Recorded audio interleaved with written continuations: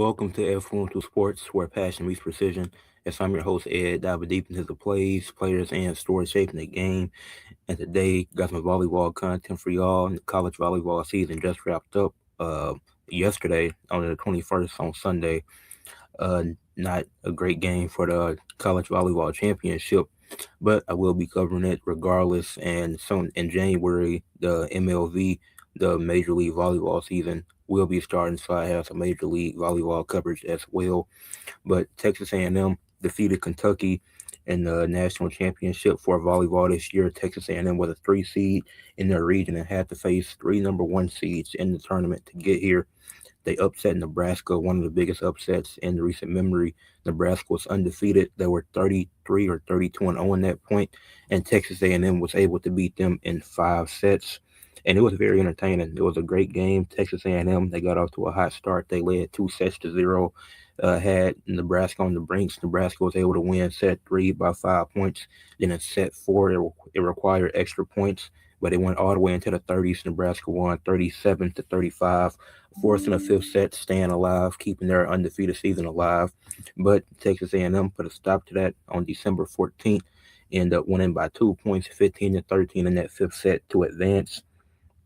Then December 18th, they went into a game versus Pittsburgh, who had Pittsburgh, who was one in their region, and Texas A&M was able to sweep them, winning by two in the first set, four in the second set, and five in the third set.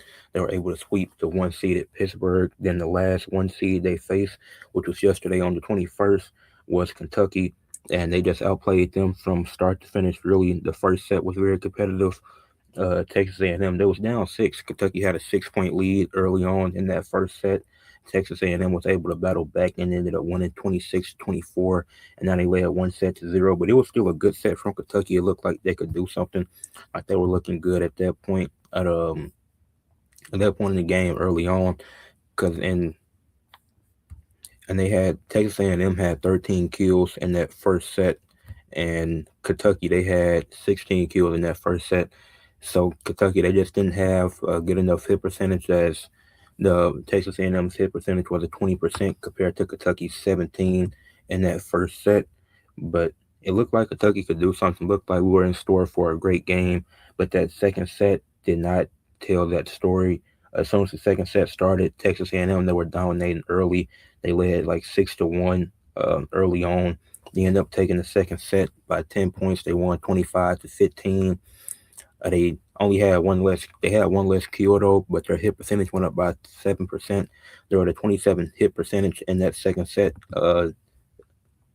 Texas A&M was. Then Kentucky, they were in the negatives as they weren't getting a lot of hits off. They ended up losing by 10 in that second set, as I mentioned, 25-15.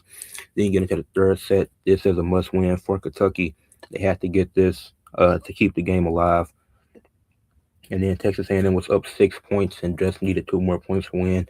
And Texas A&M they weren't blowing that lead, so they ended up winning. Um, it was yeah they ended up winning 25-20 in the third set. And Kentucky, who only lost two games all season, ended up losing in the championship. So Texas A&M beat an undefeated team, and they beat a team that only had two losses on the season. So very impressive, great run from Texas A&M. Ended up getting the win. And then two of these games were just 3 sets against these one seeds. Obviously, their first matchup, they played a lower ranked team, but their last three matchups came against three of the top teams in the nation. And everybody had a great collective effort. Then in that third set, their hit percentage went up once again by 4%. It was 31% in that. They had a 31% hit percentage in that third set. But they got great production from everybody.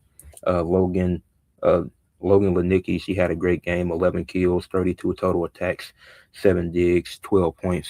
Like everybody from Texas A&M, they contributed in different ways.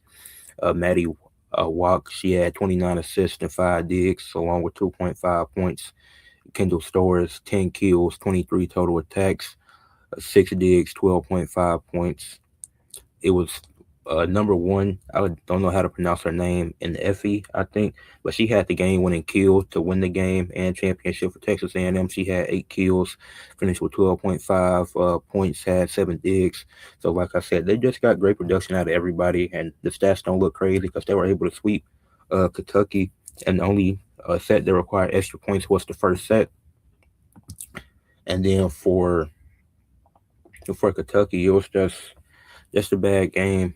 Eva Hudson, Eva Hudson was great. She had 13 kills, 45 total attacks, finished with 13 points.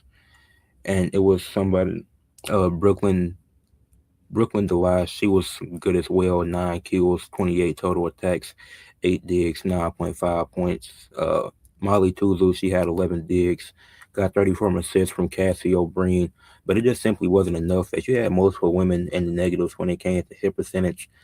Kennedy Washington and Molly Tuzu, who I mentioned, they were both in the negatives when it came to the hit percentage.